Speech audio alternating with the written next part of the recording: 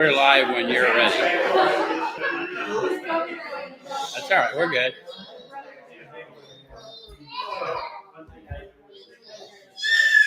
What time does the 7 o'clock meeting start? 7 o'clock. 7 o'clock. We started early this week because last week we could not start on time, which in all the years we've done this, we've never managed to not start on time. That was devastating to some of us. Anyway, welcome to Position of Neutrality. We open every session of Position of Neutrality with a prayer, and Wayne is here tonight to help us with that. Yeah.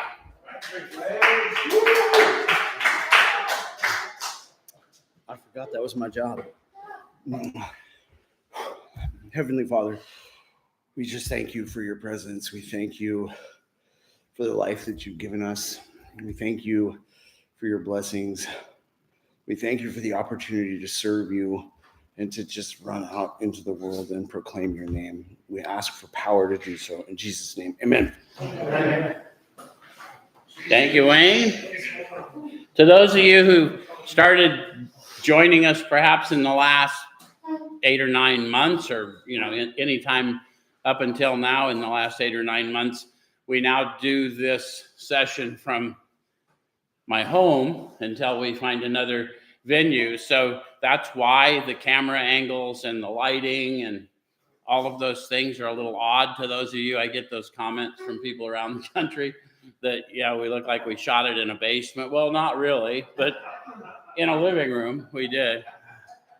And if you're ever in town, come see us. We have a meal beforehand. We do the meeting, and it's a big family of people just trying to grow in God. That's what we do. So what we do at PON, Position of Neutrality, is we take a look at the suggested instruction for a step or so a week directly out of this book, and we use this book in 12-step recovery. Why? Because it works. Yeah, the process described by the authors of this book has been proven to work for addicts of the hopeless variety, addicts to alcohol and other substances, and in fact, other behavioral disorders. So whatever behavioral or emotional, mental disorder you may be experiencing, we have a solution for you that will be revealed to you and through you as a result of this suggested manner of living. And all we do is read the testimony of the authors, the first 100, and then I will attempt to show you how I find my experience in it and encourage you to have your experience with it. And if we both do our job, we share a spiritual experience every time we get together. How many of you agree that that's what we do? So I got a room full here. They're all raising their hands. The anonymous nature of our fellowships, you have to take my word for that. Sometimes they yell, but they just ain't. So they're just not, who knows what's up. When we speak of a spiritual experience in 12-step recovery, we're talking about a sensory experience. This isn't something it's not an act of faith to have the experience. It's actually a signature of spirit to awaken you to the spirit within you. And so it's tangible and it's sensory. And the beauty of that is when that happens for you, I'll know. And I'll call it to your attention wherever you are, whether you're Stephan in Philadelphia or whether you're Norman, Oklahoma, and Amanda and Jesse, or all the folks in Canada. Who? Chris. Oh, Chris in Texas. Chris, we haven't yelled at you in a while. Chris is one of our fellow alumni from the finer Texas institutions. And so anyway, tonight we're going to take a look at the instructions for step 12. And for those of you who are students of that other book,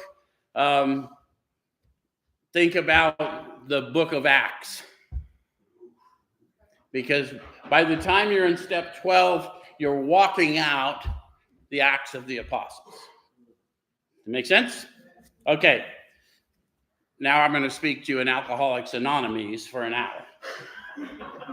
Those of you who are thoroughly wigged out, don't trip.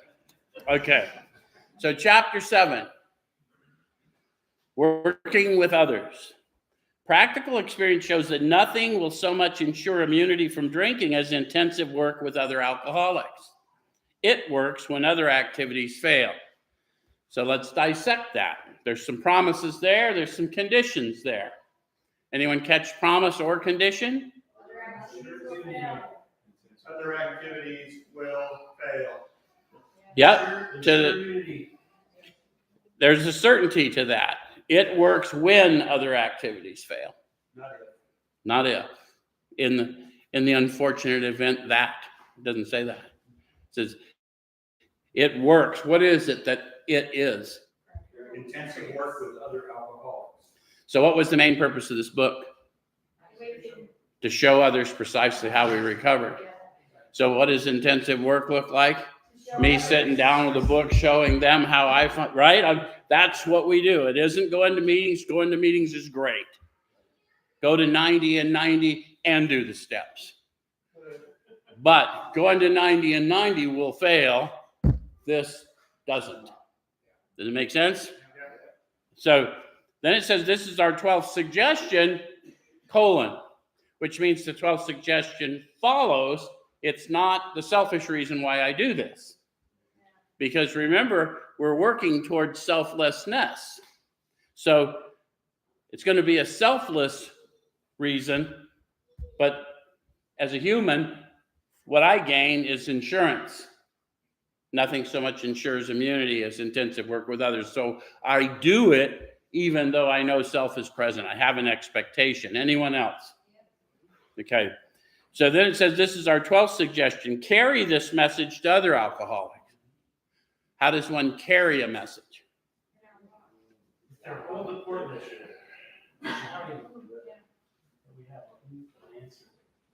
Yeah, there's no wrong answer, but it probably doesn't require talking all the time, does it?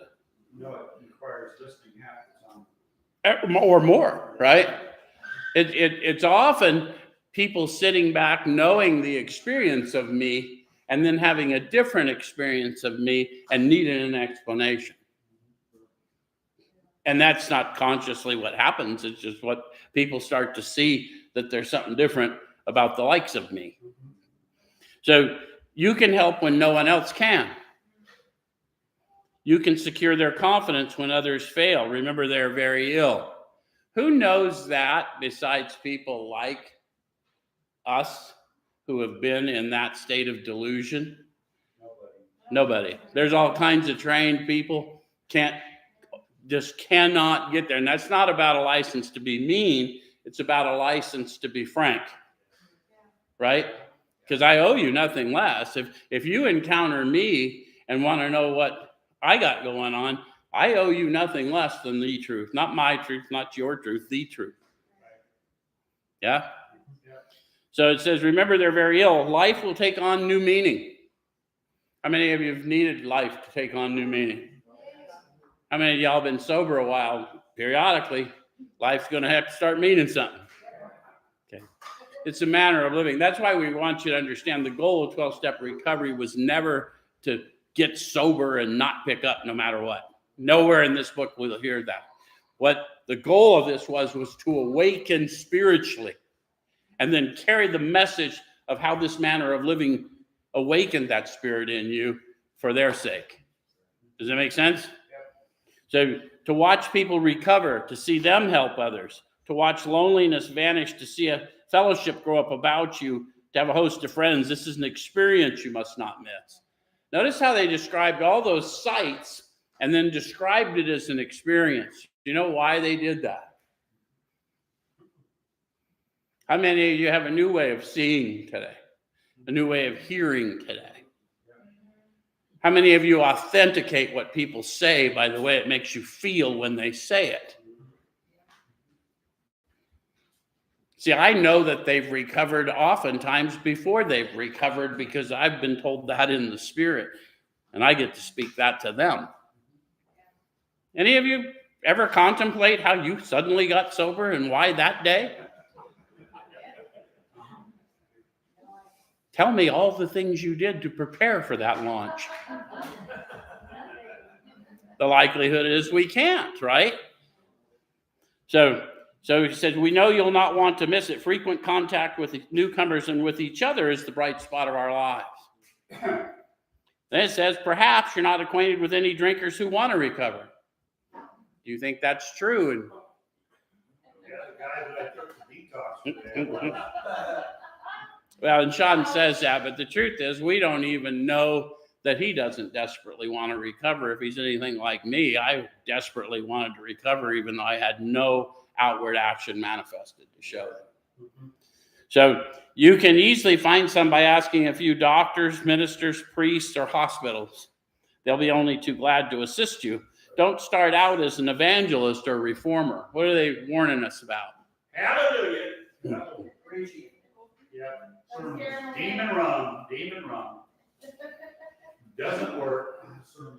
Yeah, we're probably not going to scare them into anything, and they're probably not going to be impressed with my opinion about their condition, right? Because they probably had more learned people than me share an opinion about their condition if they're anything like me. I don't know how many doctors told me that I was dying. Yeah, I know. Tell me when. Right? That'd be an interesting piece of information to know.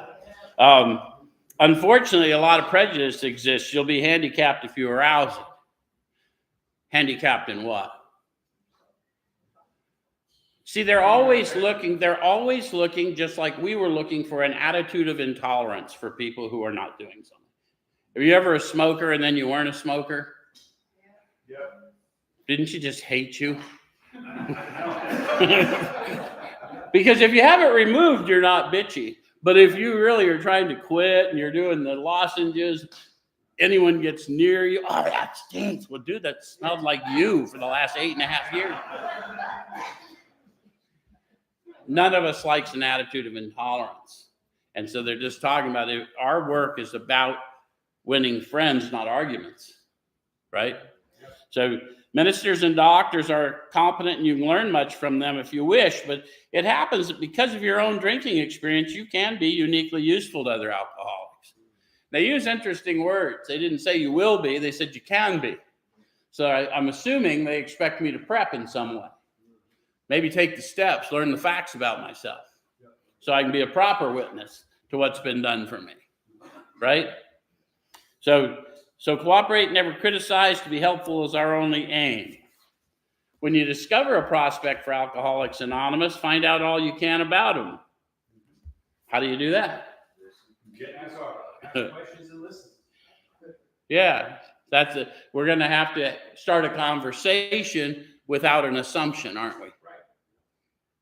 Any of you ever stumble into an AA meeting just to see what was up, not particularly planning on staying? Me too. Me too. Anyway, approach determines response is what we're trying to say. So if he does not want to stop drinking, don't waste time trying to persuade him. You may spoil a later opportunity. Don't let your fear of what you think you know is going to happen to them drive them away from the one thing that can save them.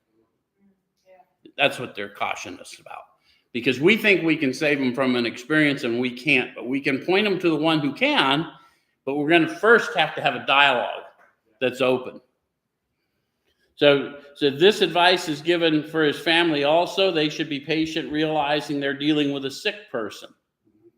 Did it help any of you to find out that you weren't just morally flawed, although you may have had moral failings, but that you really did have a disorder that was not manageable through modern science? Because they tried to manage it for me. They told me I had an Ativan deficiency. There's not enough of that either. So if there's any indication that he wants to stop, have a good talk with the person most interested in him, usually his wife, get an idea of his behavior, his problems, his background, the seriousness of his condition, and his religious leanings. You need this information to put yourself in his place to see how you would like him to approach you if the tables were turned. I think we don't do that well in modern fellowship. I challenge all of you. Half the original fellowship were atheists or agnostics. The other half were religious people dying in their addiction to alcohol. And so we're supposed to talk to them about their leanings and then speak to their leanings, because that's the only way they're going to hear. So if all we do is talk, this is what I did, Who gives a shit what you did? What did the first 100 do, and how do I align my experience to that?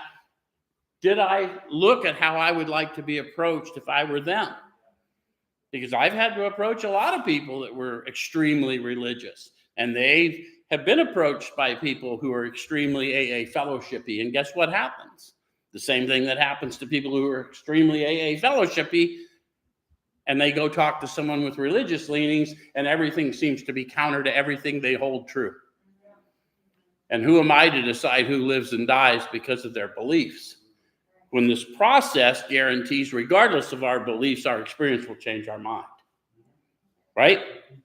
So I'm gonna jump over to 91, middle of the page, and talk about how we normally meet them. Rather than get into all that, y'all can read the book on your own about families and doctors and all those things.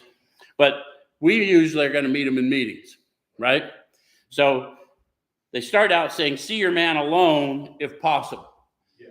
So those of you that are meeting people in fellowship meetings, how do you do that? Get in the car. John, for years, has been telling us how he kidnaps people. Yeah. How about the rest of you? Before the meeting, after the meeting. Some of you go before the meeting in fellowship, hang out after the meeting in fellowship. Yeah? Go get coffee, Yeah. Taco Bell, give me a call. Make sure you're paying attention to the one who looks isolated, regardless of what's going on and how many of your homies are in the room. A lot of people dying quietly in our rooms while we yuck it up with our friends we went there to see. Exchange phone numbers pretty important. Yep. So then it says, at first engage in general conversation. So what's that look like?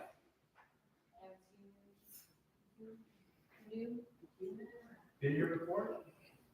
You guys got to speak louder. The mic picks me up. They're talking about, haven't seen you before. Are you new in the area? Did you catch that game last night? Why do we assume when they walk into a room that they're there because of an addiction? I mean, it's a good guess. But if they don't know that's true, I told you last week about my son-in-law sending me a letter calling me crazy. And I told him how offensive that was. And he says, well, I'm sorry, Joe. I thought you knew. See, we assume people have facts and evidence they don't necessarily have. How many of you remember your first recovery meetings and completely lost? And I have no idea what I'm doing here. And what is all this nonsense language I hear you people talking? Because we don't know. Okay. So after a while, turn the talk to some phase of drinking. Tell him enough about your drinking habits, symptoms, and experiences to encourage him to speak of himself. If he wishes to talk, let him do so. You'll thus get a better idea of how you ought to proceed. So, what are your drinking habits, symptoms, experiences? Can you do it without speaking in Alcoholics Anonymous? Can you talk just in simple terms about thinking you were stopping for one and staying there till the place closed?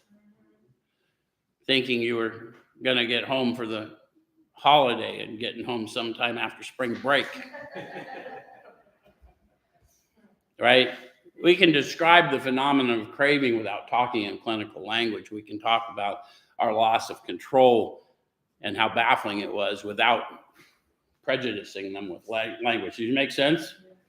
So if he's not communicative, give him a sketch of your drinking career up to the time you quit. Can you do that? The steps help with that. But say nothing for the moment of how that was accomplished. Interesting they said that. Why do you think they said that? That's true. Yeah. And I don't really know. I can't tell them how. I can tell them who. It wasn't me, right? If he's in a serious mood, dwell on the troubles liquor has caused you, being careful not to moralize or lecture. So I know that I did a lot of things in order to get drugs and alcohol, and I did a lot of things because I was influenced by drugs and alcohol that really were not in my nature to do. And then I did more drugs and drinking to cover up how shame-filled I was because of what I had done. Those are things I know about me. So that's not moralizing or lecturing. That's just leveling the playing field, right? If his mood is light, tell him humorous stories of your escapades. How many of you have some humorous story? So the mistake we make is we need to make sure we're not trying to be funny when they're being somber. Because as somebody who came in tore up, there was nothing funny. And so I'm pretty sure you were laughing at me if you were laughing. Because I was just that deep in me, if that makes sense. So we kind of got to read the spirit and the room, huh? So get him to tell some of his. When he sees you know all about the drinking game, commence to describe yourself as an alcoholic. Tell him how baffled you were and how you finally learned that you were sick. The steps help you with that. As many people as in this room or in this audience around the country, how did you finally learn that you were sick? Some people got all the way to AA and read the doctor's opinion. That's what happened for Denise. Anyone else? Intervention. Some people got intervened. There's all kinds of clinical approaches to try and arrest the cycle, and some of them work for some people. They don't. Sean tried to kill himself and then realized that was not a rational thought. That's not uncommon either. We're just talking about how baffled we are and how we finally learn that we're sick. Yeah? Okay. So give them an account of the struggles you made to stop. Do you know what those are? Did some of you go to more than one rehab? Did some of you go to more secure rehabs? Financed by the state or the federal government or the county, perhaps. Our circles often include people who've been in gated communities. So show them the mental twist which leads to the first drink of a spree. Do you know what that is for you?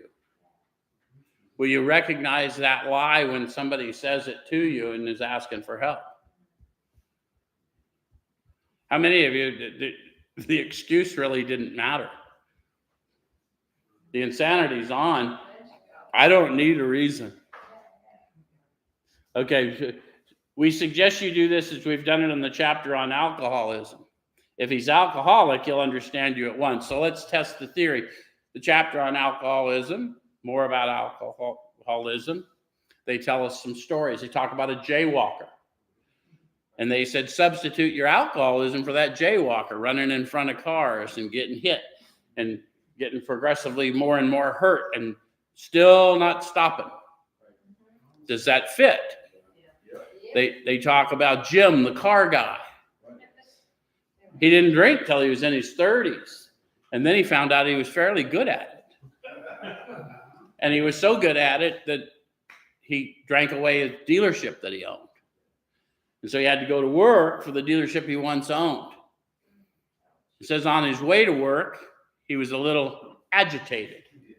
Any of you ever get a job, something less than what you thought you were capable of? And you were grateful to get it, but didn't take long to be agitated by the fact that you had to go listen to somebody talk about it. Yeah? That's what happened to Jim. When he got there, he had a few words with the boss. Nothing serious. Any of you ever got to work and had a few words with the boss? Nothing serious? On Tuesday. So anyway, after these words with the boss, Jim decides that he's going to leave the dealership and go out in the woods where car buyers hang out that don't come to dealerships so he can wrestle him a car buyer and bring him back to the dealership, supposedly. And on his way out to these woods where car buyers hang out, there's a roadside place, and they have a bar, but not to worry, he'd been there many times. So he walked into the bar, and he was pretty sure he could find a buyer for a car in there, so he wouldn't have to go to those silly woods. Any of you following his logic yet? He's agitated, so he's already in the illusion of control. His situation is a situation he's at least played a hand in. He's mad about it.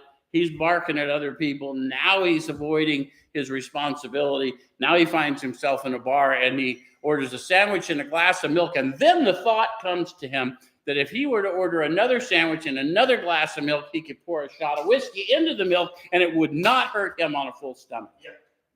Any of you see the perfect logic there? Yeah, flawless. Yeah, and the experiment worked so well for Jim that he had another. And then it goes on to tell how he had another and another, and at some point he quit doing sandwiches and milk. But he did end up in an asylum. And a lot of people that are not drinkers, who put whiskey in milk? Well, you put whiskey in anything, and if it's got alcohol in it, you'll drink whatever if you carry it. But those of you who are purists and maybe you just did other drugs, did you not ever go down to the trap house just to show the fellows how good you were doing? I am an example of recovery.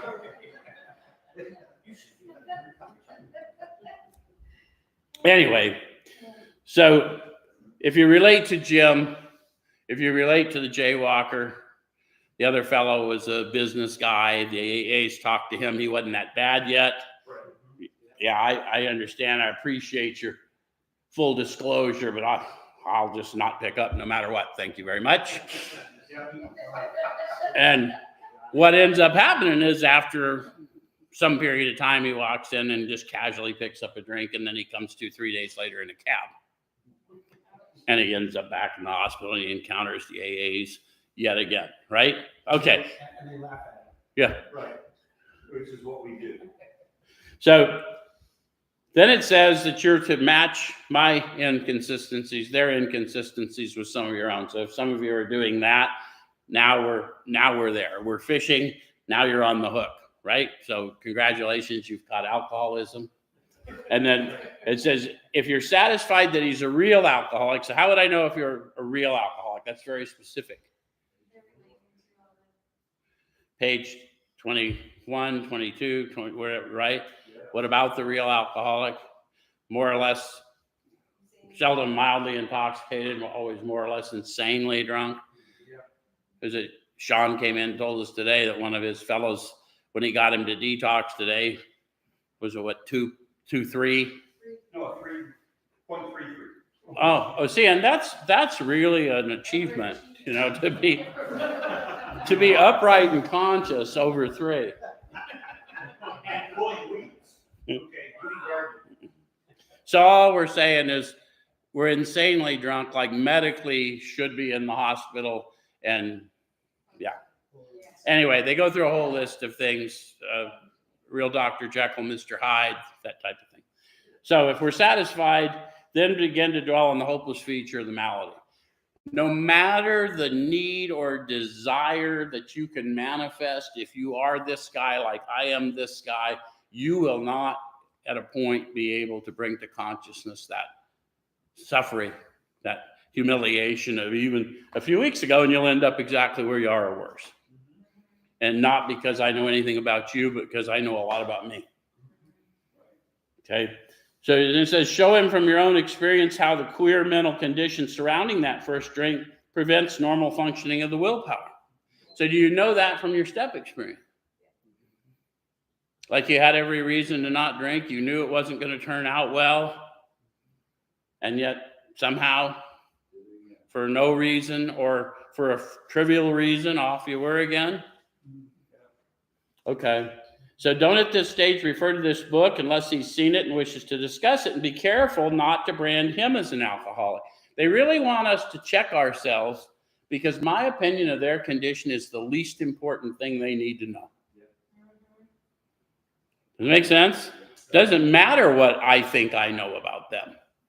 If they don't learn that diagnosis for themselves, they're going to die in it, and it's going to be ugly. And the only reason I was sent to them is not tell them what they should do. I need to tell them what's been done for me and why I was sent to them. So let him draw his own conclusion. If he sticks to the idea that he can still control his drinking, tell him possibly he can if he's not too alcoholic. So you see, we're not throwing him under the bus. We're just setting the hook. No one wants to be told they're not addict enough. If you don't believe me, when you're working with someone, tell them, oh, no, you need to go out and try some more controlled using. Just fire that pipe up, take a hit, just take a half a hit, blow it out quick, and then throw it away. Just ignore it. Anyway, but insist that if he's severely afflicted, there may be little chance he can recover by himself. Continue to speak of alcoholism as an illness, a fatal malady. How many of you understand the gravity of your condition now that you're a little bit back from the edge? Because when we're in it full blown, we really don't see the gravity of it, do we? We don't believe it when we see it in front of us. So talk about the conditions of body and mind which accompany it. So what are the conditions of body and mind? Yeah, there's a physical craving that comes on me when I ingest any at all that's beyond my control. But I got a mind that gives me that same sense of craving, maybe more so. Anyone else know what I'm talking about? How many of you have been sober for more than 7 months? Almost everyone in the room. How many of you did opiate drugs at some point? How many of you sitting here now sober that long can still breathe in how it feels to take those opiate drugs? So it's every bit as powerful as ingesting it. I can bring that on right now. Where's my cocaine addicts? How many of you can just, are you afraid you're going to have to run to the bathroom after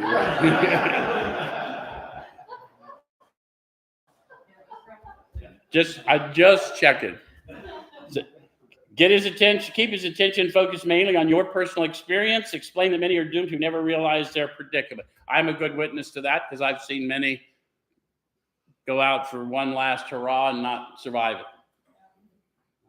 We took a guy that's a friend of ours for years to a detox and residential the other day, and there was a whole wall full of pictures. And I'm not making this up. It was, 14 by 20 pictures.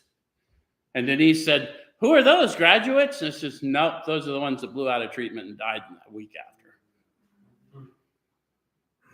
It's like, was it kicking the gut, huh? What a happy place. Anyway, I won't name the place, but it's a trip. Doctors are rightly loath to tell alcoholic patients the whole story unless it'll serve some good purpose, but you may talk to them about the hopelessness of alcoholism because you offer a solution. Does that sound like a good news thing, or does that sound like an obligation? Yeah, because I'm going to have to get real. I can talk to them about the hopelessness of the condition because I know just how hopeless it is, and I know why I was sent to them. I'm not here to convince you you're hopeless. I'm here to convince you I was hopeless. And that I know enough about who you are because of who I've been, that I know I wouldn't be standing in front of you if you didn't desperately need to meet the solution in me. Does that make sense? Yep. So you'll soon have your friend admitting he has many, if not all, the traits of an alcoholic. If his own doctor is willing to tell him that he's an alcoholic, so much the better. Even though your protege may not have entirely admitted his condition, he's become very curious to know how you got well. Then it says, let him ask you that question if he will. And then they get really specific in italics. They want you, this is why you need to be properly armed with the facts about yourself. Tell him exactly what happened to you. So better by demonstration than some lesson. I drank every day, no matter what. I also had a very serious, as if there were a non-serious, opiate addiction. Serious enough to regularly commit felonies in pursuit of these things. And I wasn't that guy, but that's who I became. And I started ending up in hospitals on the regular. And I ended up in detoxes on the regular. And they would have to chain me down. One time I was in a detox, came to in a hospital, 7 days in a coma, chained to the bed. And as soon as they unchained me and tried to rehab me, because when you go in a coma for that long, they have to teach you how to eat, how to walk, all that. As soon as they got me on my feet and let me out to go smoke, I ran across the parking lot and got a beer at a convenience market with my ass hanging out of my hospital gown. And I didn't do that to show you that I was the John Wayne of drinkers. I did that because I was completely nuts, completely emotionally and mentally shot. That's who presented to Alcoholics Anonymous.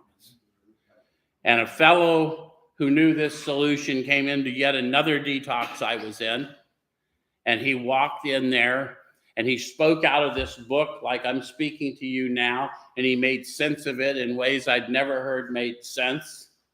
And I knew that I knew that I knew that if that man would tell me how he knew what he knew, that I would never be the same. So I asked him, hey, when I get out of here, will you help me? And I expected him to say, yeah, give me any number of excuses because I didn't look pretty. I didn't smell pretty. I wasn't pretty. And he said, yeah, it'd be my honor to do so. And he started to walk out. He came in with some girl.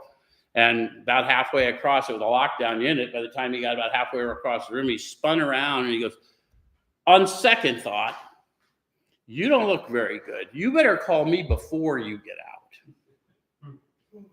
So I didn't take a suggestion in years, folks. Nobody could tell me nothing. But I was scared to death not to listen to what this guy said. He spoke with such authority. And I called him when they told me they were going to release me. And he says, I can't get there tonight. Can you get yourself safe until morning? And I was going to my parents yet one more time. I don't know why they let me, but they did. And so I was pretty sure I could get myself safe for the night. When I got up in the morning, I was edgy and waiting for him, and I went in to clean up, and there was a bottle of cologne in the medicine cabinet, and I seriously considered drinking that cologne. It was an atomizer top, and I knew that I could not hide the bottle once I broke the atomizer top off. It's the only reason I didn't drink the cologne before he came. He came and he called to my attention this manner of living and why he was there. And he called to my attention the power found deep down inside every human being when they're honest enough and willing enough to make the effort to get all the crap out of the way. And he called to my attention the experience of just as sick as I was, I don't know, just awakening, just knew that I knew that something was forever different. That same day, I went through the inventory with him. I finished my 5th step with him. I didn't tell him the whole truth. He knew. He told me I should go ahead and tell him what I was holding back. I did. And we both got lit in the spirit. Lit up. And then he said, okay, I'm going to go to lunch with my girlfriend. Call me in 1 hour. I was so scared that I was going to miss by even a minute. I sat and stared at a clock so that I could be on the phone with him in an hour. And he came back to me in 1 hour. And we went through the 6th and 7th step. We talked about what was indicated from there. And he said, how do you feel? And I said, I don't feel safe. And he said, if you don't feel safe, you are not safe. What are you willing to do now? And I said, I'm willing to do anything. And he says, well, let's look at these amends. So then he said, who can we talk to today? And I had an ex-wife in the town that I could talk to today. I called my brother on the phone. I made some amends to my parents that day. I went and saw my wife. She allowed us out, even though I had destroyed the home and caused financial wreckage for the kids and lost a business and all those things. She allowed us how, thank God, I've been praying for this for years. That's exactly what happened for me. It had nothing to do with me. I'd have never agreed to go through that experience if he'd have told me before the experience I was going to have. Because I had certain ideas about what spiritual experiences were. Does that make sense? Okay. So then it says, Stress the spiritual feature freely. If the man be agnostic or atheist, make it emphatic that he does not have to agree with your conception of God. Why not? Because God is not a conception. And that's God is power, right? So what we need to get people equating that term that prejudices some with power. That's why we do what we do here. When I say God, they say power. Yeah. He can choose any conception he likes, provided it makes sense to him. Notice the condition. Don't fall into this trap. Oh, it's a group of drunks. It's a doorknob. It's a life. Bullshit. Precise instructions. It's found within you. It's been obscured by calamity, pomp, worship of other things. But it's there. Freedom from guilt, shame, and remorse. Power to philosophically comfort you. It's found within you. And the caveat is you're going to go tell others. Remember I told you this was the book of Acts? You want to be a healer? There you are. All right, so the main thing is that he be willing to believe in a power greater than himself and that he live by spiritual principles. The spirituals are contained in the steps. You'll learn them as you go. We went over them last week, right? Watch, ask, discuss, turn. Love and tolerance of others is our code. All right, when dealing with such a person, you'd better use everyday language to describe spiritual principles. So what's that look like? We hear it all the time. I just got a God shot. But talk to people the way they talk, right? If you're freaked out by King James language, don't use it. How would I understand you?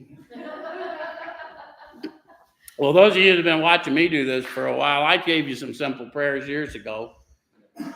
Some of my prayers are like, Papa, can you help a motherfucker out?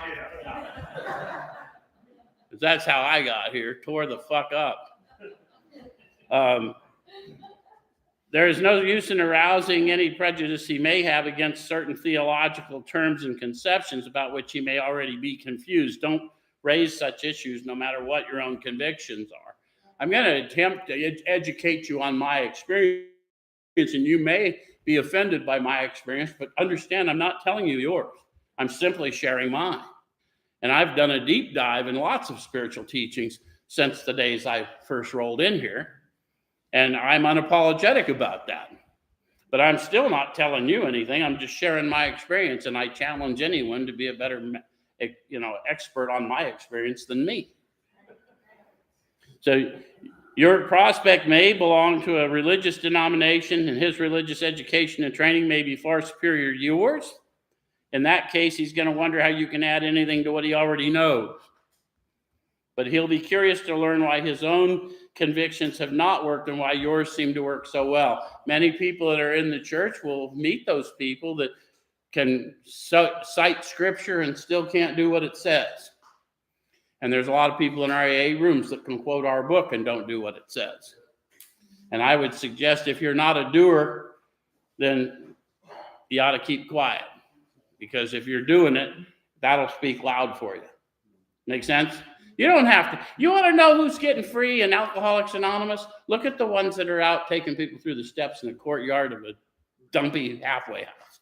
Look at the ones in the side room at your fellowship hall. Not the ones in the room hooking up and yucking with the homies. The ones that are sitting there with the tore up dude. They're the ones that are getting the freedom. All right, so he may be an example of the truth that faith alone is insufficient. Faith without works is dead. All right, to be vital, faith must be accompanied by self-sacrifice and unselfish constructive action. Remember, there was a whole chapter on into action because of my mental disorder, cannot think my way into better acting. I have to act my way into better thinking. So I'm going to have to consciously act unselfishly until it comes over me naturally. My program gets reprogrammed. My brain gets reprogrammed. Does it make sense? And I'm going to have to pray power to do that because it's against my nature to be kinder than I feel like being. Okay, I'm going to jump from there because I'm going to run out of time to page 97. They talked about people needing money, people needing housing, all these things. Not going to get into all that, but you'll run into that enough. If you go to enough recovery meetings, you'll see people that in genuine need, and you'll see people that know there's people there that feel like that's what they got to do is give people things to do their 12-step work. But the point is, I don't want to read all that right now. I just want to talk about their admonition. So never avoid these responsibilities. So if you are stopped by somebody, remember they are coming to him, not you. Act accordingly. Right? Never be too busy, even when you are too busy, to do your job, as long as you're still in your decision. Does it make sense? Yep. So it says, be sure you're doing the right thing if you assume them. Helping others is the foundation stone of your recovery. So how important is it that I at least make the effort to help you when you ask? Absolutely essential. The foundation. Yeah, I don't want to be standing on quicksand. I did enough of that, right? So a kindly act once in a while isn't enough. You have to act the Good Samaritan every day if need be. That's a tall order, isn't it? Yep. Every day. Good Samaritan's not the one that gave him thoughts and prayer. Good Samaritan picked him up, bandaged him up, put him on his own animal, took him to the inn, paid the tab, said, I'll be back in a week in case there's something else I need to settle up. He took responsibility for his injured brother, and he was a Samaritan. He wasn't supposed to do that. Make sense? So it may mean the loss of many nights' sleep, great interference with your pleasures, interruptions to your business.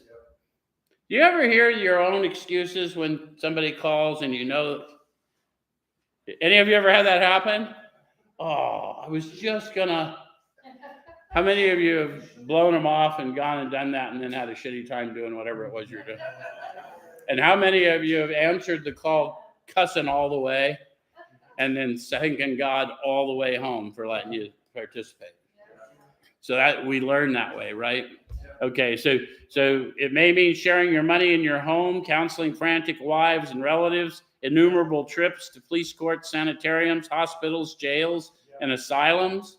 How many of you were in jails and asylums and had people met to come see you? Do you remember their names? No. Oh, good. Hold on to that, because seriously, for everyone in the room, all of us had that happen, and those people are absolutely nameless to us, but they paid a debt they couldn't pay back to the one who paid the debt I couldn't pay, right? Because that's our job. He paid a debt that we couldn't pay for something he didn't know. And now my unending debt is to do the same for all those nameless people. So your telephone may jangle at any time of the night, day or night. Your wife may sometimes say she's neglected. Don't have one of those anymore. Because you neglected her. A drunk may smash the furniture in your home or burn a mattress. You may have to fight with him if he's violent. Sometimes you'll have to call a doctor and administer sedatives under his direction. A lot of people don't think we do that anymore, but that's only because you've never had to take someone to public detox. Because we know what it takes to get into public detox, those of us who do it. And so we'll pour a pint down their neck just so they'll pass the test. Otherwise, they ain't going to get one of those shitty sandwiches in a cotton. You know what I mean? Any of you get to do that? Cheese is better than peanut butter, too. Another time, you may have to send for the police or an ambulance. Occasionally, you'll have to meet such conditions. Now, I was told those were the 12-step promises. Yes. But what I have since come to know is what those really are the job description for you once you've made your decision. So if anyone ever wants to, well, what does sponsorship entail? Well, let's go to page 97 and I'll read it to you. Does it make sense? Yeah. So we seldom allow an alcoholic to live in our homes for a long time. It's not good for him, and it sometimes creates serious complications for a family. Though an alcoholic does not respond, there's no reason why you should neglect his family. You should continue to be friendly to them. The family should be offered your way of life. Guys, we have things other than a meeting list. We have, we have prayer, we have meditation, we have a manner of living that works that we could help them understand better if we sit down and show up for them, and right? Because they may need to know my story so that they know their loved one is not beyond the reach of the one who sent me to them. Does it make sense? So I'm going to jump from there because we're going to run out of time to the bottom of 98, well, lower part of the middle. It says, burn the idea into the consciousness of every man that he can get well regardless of anyone. How do I know that? Well, it happened for me. Rarely have we seen a person that. And it's happened for many I've encountered.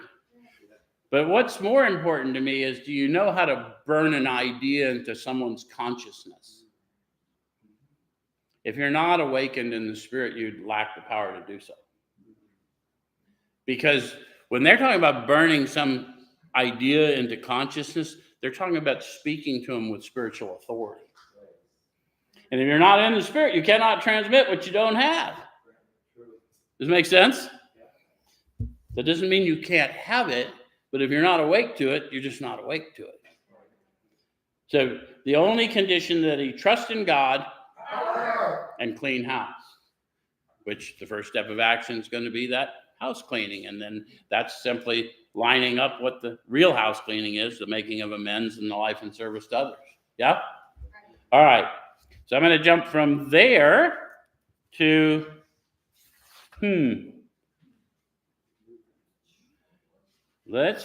know what we got to look at. Let's look at page 100. This one always freaks people out if they haven't paid attention. Both you and the new man must walk day by day in the path of spiritual progress. These guys are speaking from a deep spiritual perspective, but as having had a spiritual awakening. So they're not talking about man in the flesh. They're talking about you and the new man within you. Right? All the instructions up to this point is me awakening to that new guy within me and following that direction. Does it make sense? So they're telling you, because they've given you all the instructions through prayer and meditation, constant inventory, that I'm going to start seeing a changed nature. Yes? Yeah. And I'm going to start seeing access to power I previously did not possess. Yes? Yeah. So if you persist, remarkable things will happen. See how I told you this was a modern book of Acts? Signs and wonders follow us. If you take the stirrings that you're given and you reach out and use the healing power that's given you for those people, they will get well in spite of medical opinions. There's several people in this room, I'll guarantee you, short of a miracle, shouldn't be here. Me among them. When we look back, we realize the things that came to us when we put ourselves in God's hands were better than anything we could have planned. How many of you have replayed your life and think back to some of the things you were going to do that were as important to you, and then look at what you received instead and wonder where the importance went to some of those things? Interesting, isn't it? So it says, follow the dictates of a higher power, and you'll presently live in a new and wonderful world, no matter what your present circumstances. I came in completely destitute, stumbled into a homeless shelter, didn't get a hell of a lot better off for a long time thereafter, but I didn't drink. I served. And I was instantly different, though my circumstances didn't change for years, just so you understand. So if some people are trying to tell you that evidence of the promises is new cars and new houses, nonsense. Evidence of the promises are a new creation standing before you. And it's so obvious when it happens. People that knew me and then knew me didn't know me. So I want to jump from there to,